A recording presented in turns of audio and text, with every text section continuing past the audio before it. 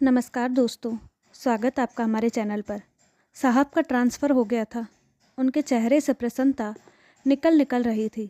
शारीरिक भाषा बयां कर रही थी कि वह कितने प्रसन्न हैं। वह अपने घर गाजियाबाद जा रहे थे, अपने बीवी बच्चों के पास। यहाँ कौन है उनका अपना? विगत 5 सालों से वे यहाँ रह रहे हैं। कभी घर जाना भी हुआ तो 2-4 दिनों के लिए, बहुत ज़्यादा हुआ तो 1 हफ्ते के लिए, बस इससे ज़्यादा नहीं। परंतु मैं क्यों उदास हूँ? ऊपर से देखने में तो नहीं लगता, परंतु अंदर ही अंदर कुछ दरक रहा है, कुछ कचोट सा रहा है। मन समझाता है कि मुझे तो संतुष्ट होना चाहिए। एक दुश्चिंतता से मुक्ति मिलने वाली है। उनके जाते ही वह राज भी दफन हो जाएगा, जो गाहे बगाए मुझे परेशान और विचलित करता रहता है। फिर भी प्राप्ति का सुख उनकी ही देन है। उन्होंने मुझे वह दिया जो मनु नहीं कर सका था। साहब को पूर्णता प्रदान की थी।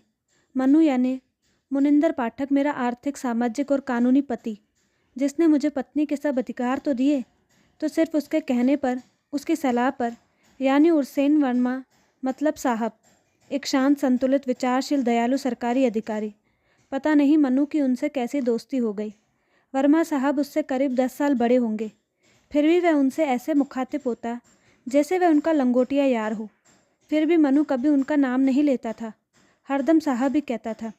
अब मनु के वे साहब थे तो मेरे लिए भी वह साहब ही हुए ना।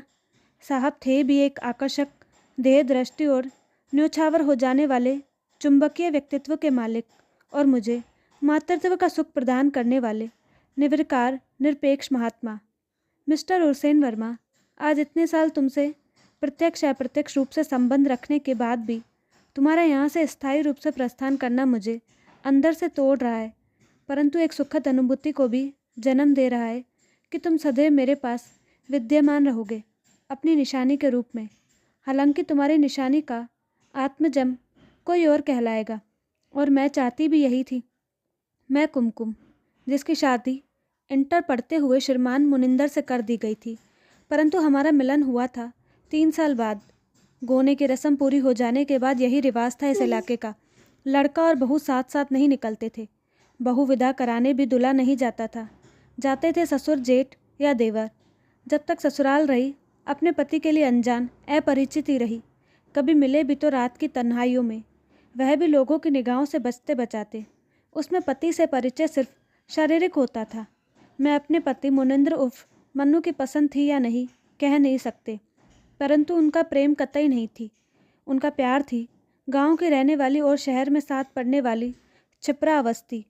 उसी के साथ मनु का समय गुजरता था। उसके घर में आना जाना बचपन से था।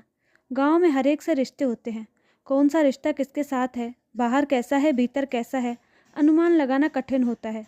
जब उच्छृंखलता चरम पर पहुंची तो मनु की शादी मुझसे कर दी गई, परंतु संबंधों पर विराम न लग सका। उसके घर वालों से रोक टोक कभी नहीं रही। मेरी के शादी के बाद भी मनु अपने पिता के साथ डेंटिस्ट की दुकान पर भी बैठते थे। अच्छी खासी चलती थी दुकान। खेती बाड़ी अलग से थी, संपन्न घर था, तो मनु को भी पैसे लुटाने और खर्च करने की कोई बंदिशें आयात न हो सकी। वह न केवल शिप्रा पर लुटाते थे, वरन उसके घर पर भी खर्च करते थे। मैं मूक बधिर से सिर्फ महसूसती रह जाती। जब पिता की डेंटिस्ट की दुकान का कबाड़ा होने लगा और पढ़ाई कौन सी चल रही थी यह स्पष्ट नहीं हो पाया, तो ससुर ने डेंटिस्ट की एक दुकान अमरोहा तहसील में उनके लिए अलग से खुलवा दी, जिससे कि अपनी जिम्मेदारी महसूस करे और अपना खर्च खुद उठाए। डेंटिस्ट का काम मनु को अच्छी तरह आता था। पढ़ाई समाप्त हो चुकी थी, बड़ी जगह थी, दुकान अच्छी चलने लगी। दुकान की जिम्मेदारी उठा ली, परंतु मेरी नहीं। मैं वही जुआ कस्बे के गांव में इनकी परित्यक्ता और ससुराल की आवश्यक जंग बनकर रह गई थी। अब तो इनसे मिलना तो दूर, दर्शन मिलना भी मुश्किल हो गया था, क्योंकि अक्सर देर हो जाने पर या मौज मस्ती में यह अमरोहा से लौटकर घर भी नहीं आते थे और वही दुकान में ही सो जाते थे, या फिर सुबह अमरोहा से आए, फारिग होकर खा पीकर निकल पड़े। सिर्फ सूरत दिख गई, सलामती पता चली और संतोष कर जाना पड़ा। अमरोहा में पूरी तरह आज़ाद हो चुके थे और शिप्रा का साथ अक्सर बहुतायत में मिलने लगा था। उसकी खरीदारी, मौज मस्ती और मूवी मस्ती, कभी अकेले कभी उसके बंधु बांधवों के साथ। मैं विरह वियोग में ही नहीं थी, क्योंकि संयोग तो कभी नसीब ही नहीं हुआ एक मायने से। सिर्फ उपेक्षित थी भविष्य के प्रति, क्षण संकित, आशंकित और प्रताड़ित रहने को विवश। अमरोहा में कब उद्धारकर्ता श्री उसरेन वर्मा का प्रादुर्भाव हुआ और कब श्री मुनिंद्र पाठक का संपर्क उनसे हुआ, मैं पूरी तरह अनभिज्ञ थी। सिर्फ इनके बीच परवान चढ़ती दोस्ती और उससे मनु में उपजती मेरे प्रति संवेदना के असर की छींटें जब मेरे तक आने लगी तो लगा कुछ ऐसा घटित होने वाला है जो मेरे लिए शुभकारी होगा। मन्नू साहब से प्रभावित हो चुके थे। साहब की बातें मनु पर असर करती थी और उनके कहे अनुसार सोचने और करने पर विवश करती। एक दिन दुकान पर साहब बैठे थे। उसी समय शिप्रा अपने छोटे भाई के साथ आ गई। मनु लग गए उसकी सेवा में। साहब का लिहाज भूल गए और निकल गए दुकान बंद करके उसके साथ सैर सपाटा करने। साहब को जब उन्होंने शिप्रा के विषय में जानकारी दी और अपनी संलग्नता और प्यार का इजहार किया तो साहब को अनुचित लगा, परंतु वह चुप लगा गए। उन्होंने उनके प्यार की बर्तस्तना भी नहीं की। प्यार छीन कर नहीं लिया जा सकता, पर न्याय लिया जा सकता है, और वही साहब ने मेरे लिए किया। साहब ने मनु को प्रेरित किया मुझे अमरोहा लाने हेतु, जिससे कि खाना पीना रहना व्यवस्थित हो जाए। उन्हें पत्नी के प्रति उनकी जिम्मेदारियों का एहसास कराया। मनु ने साहब की सलाह का जिक्र मुझसे किया और चर्चा की कि कैसे अमरोहा रहा जाएगा, कैसे माँ पिता को सहमत कराया जाएगा कि बहू को बेटे के साथ रहने अमरोहा भेज दे। सास ससुर राजी हो गए थे क्योंकि उनके पास भी मनु की स्वेच्छारिता की खबर पहुंच रही थी। विशेष रूप में वे शिप्रा की नज़दीकियों से खफा थे। मेरा आगमन हो गया। दुकान के पीछे ही एक कमरे का सेंट मिल गया था और मैंने अपनी गृहस्थी जमा ली। साहब, तुमसे मुलाकात भी नहीं हुई थी और तुम मेरे मन मस्तिष्क पर छाते जा रहे थे। समय अनुसार मुझे अनजान अपरिचित के लिए परोक्ष रूप से जो करते जा रहे थे वह भाव विह्वल करने लगा था और तुम मेरे लिए आदरणीय और दर्शनीय हो गए थे। तुमसे मिलने के लिए मैं उत्सुक ही नहीं, मरी जा रही थी। अमरोहा में हम दोनों साथ रहने लगे, साथ खाने लगे और साथ सोने लगे, मगर मनु का मन बांध नहीं पाए थे। वे अक्सर उड़ लिया करते, कभी दोस्तों के साथ, कभी शिप्रा एंड कंपनी के साथ। दुकान का शटर बंद और निकल लिए बिना कोई सूचना दिए। एक ऐसी ही बंद की स्थिति में साहब आ गए। मनु के विषय में पूछा था। पहली बार तुमसे आमना सामना हुआ था। मैं मनु की अनुपस्थिति के कारण बताने में इतनी मशगूल हो गई थी कि तुम्हें भरपूर दृष्टि से देख भी नहीं पाई। मेरे वर्णन करने में जाने क्या वेदना थी कि तुम पूरी तरह से भीग गए और तत्काल लौट गए थे। मैं भावरी तुम्हें रोक न सकी, हालांकि इस क्षण की जाने कब से तलाश थी। इतवार का दिन था। साहब का ऑफिस बंद था, परंतु डेंटिस्ट का दवाखाना खुला था। मैं दवाखाने के पीछे सटे कमरे में बैठी कुछ व्यवस्थिति कर रही थी कि तुम्हारी आवाज़ सुनाई पड़ी। बातचीत होती होती शिप्रा पर आकर ठहर गई। व्यग्रता और तत्परता से मैं सुनने लगी, सिर्फ कानों से ही नहीं, आँखों, एहसासों, सांसों और रोम छिद्रों से सुन रही थी। एकाग्र। साहब ने मेरी और शिप्रा की तुलनात्मक समीक्षा प्रस्तुत कर दी और हर मामले में मुझे शिप्रा से श्रेष्ठ सिद्ध कर दिया। अंततः मनु मेरे पक्ष में झुकते दिखाई दिए और मैं अश्रुपूरित नयनों से साहब के प्रति कृतज्ञ। मेरा दिल चाह रहा था कि साहब की चरण धूलि अपने माथे से लगा लूं। काश ऐसा कर पाती। अक्सर मैं चाय नाश्ता लेकर दुकान में आ जाती थी। दुकान के पीछे के दरवाजे से जब साहब आए होते और कुछ देर तक वहीं बैठकर दोनों की बातों में शामिल भी हो जाती थी। जब दुकान में कोई ग्राहक नहीं होता था। शुरू शुरू में मेरा थोड़ी देर रुकना मनु को अच्छा नहीं लगता था, परंतु बाद में मेरी उपस्थिति साहब के सामने इन्हें नागवार नहीं गुजरती थी। फिर तो साहब जब भी आते थे वे साहब को चाय नाश्ता घर का ही देते। मनु ने उस दिन के बाद से शिप्रा से संबंध खत्म कर दिए। अब खुद प्रारंभ नहीं करते थे, सिर्फ उत्तर देने तक सीमित हो गए थे, या कहो निभा आप भी रहे थे। शने शने यह भी खत्म हुआ। मन में कई बार हुक सी उठती, एक उबाल सा उफनता कि तुम्हें बता दूं कि कुक्कू तुम्हारा ही अंश है, परंतु यह सोचकर रह जाती हूँ कि हम तीनों के बीच जो जीना सा पर्दा है संशय का, रहस्य का, वह टूट जाएगा।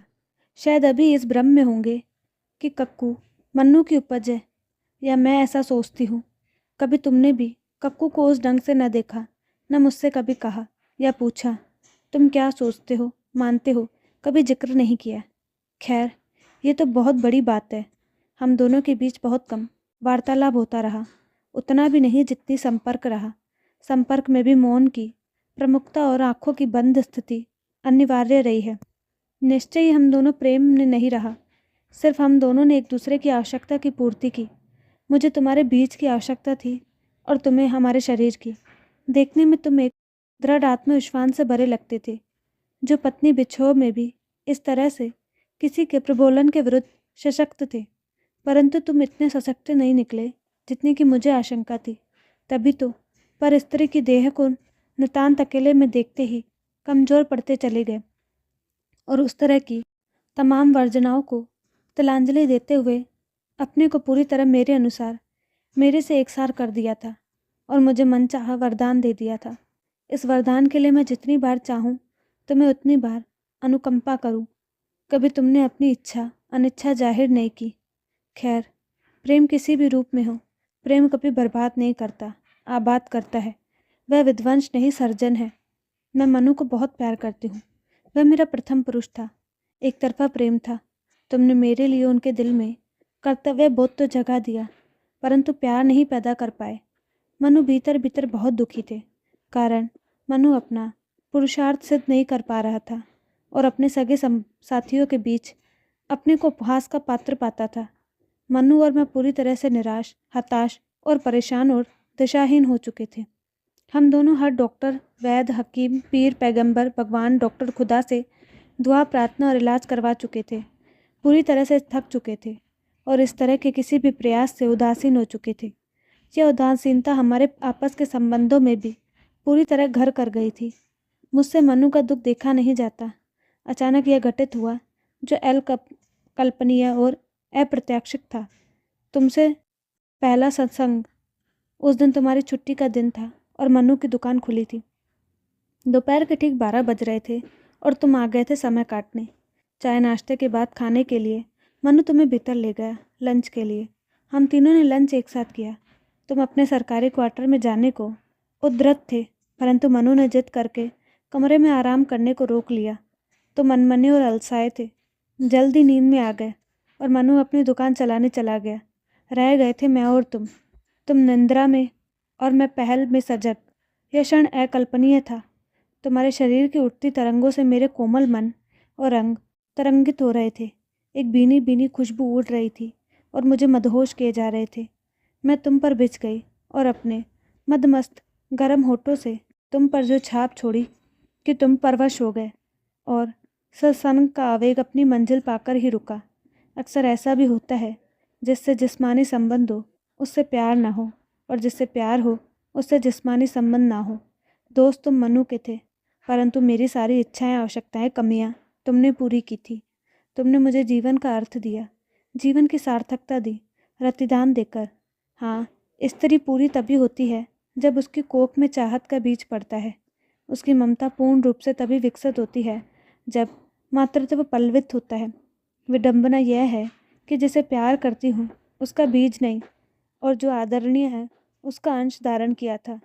पर दुर्भाग्य मेरा, मैं तुम्हें बता भी नहीं सकती और तुम्हारे बिछोह पर खुलकर दुख भी प्रकट नहीं कर सकती।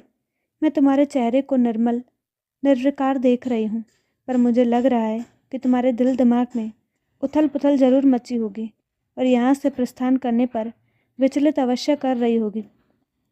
तुमने एक दृढ़ आत्मविश्वास से भरा भाव अपने चेहरे पर अवश्य चस्पा किया हुआ है, परंतु तुम्हारी आंतरिक मनोस्थिति को पढ़ने में नाकामयाब कर रहा है।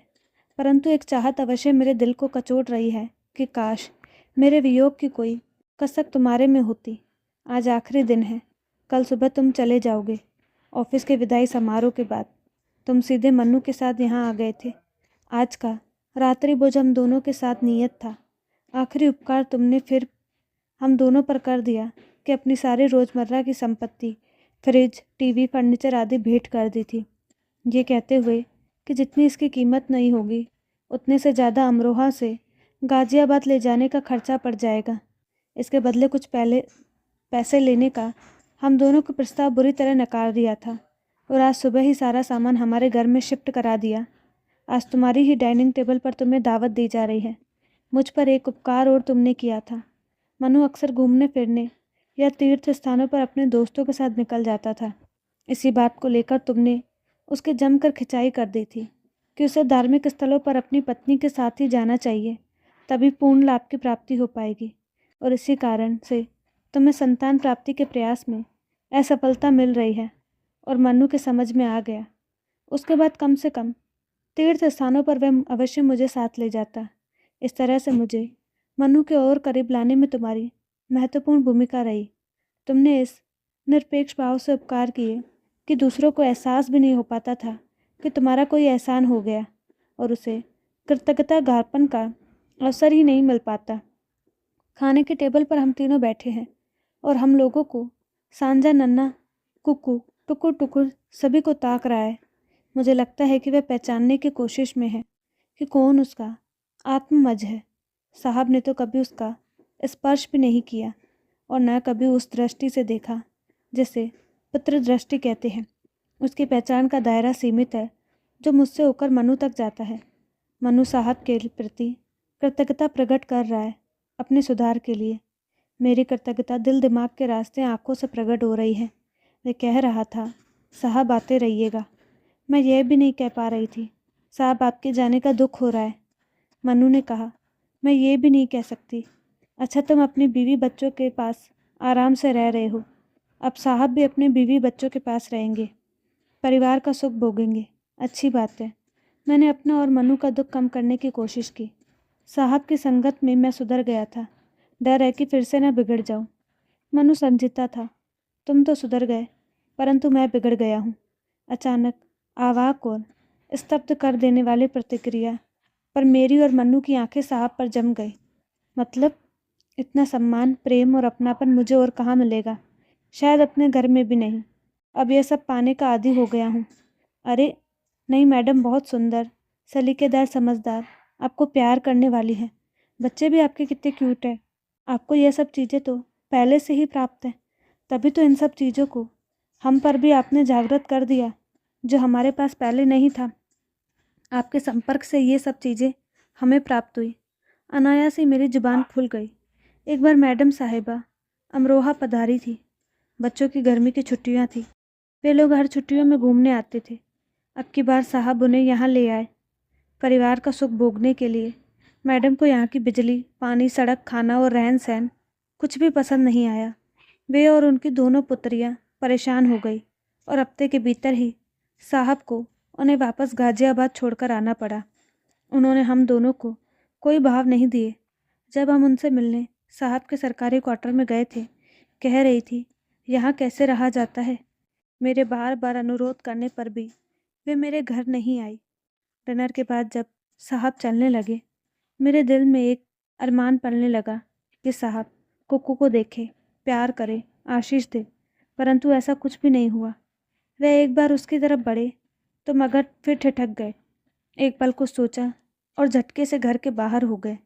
वह अनासक्त थे। मैं क्यास लगाती रह गई।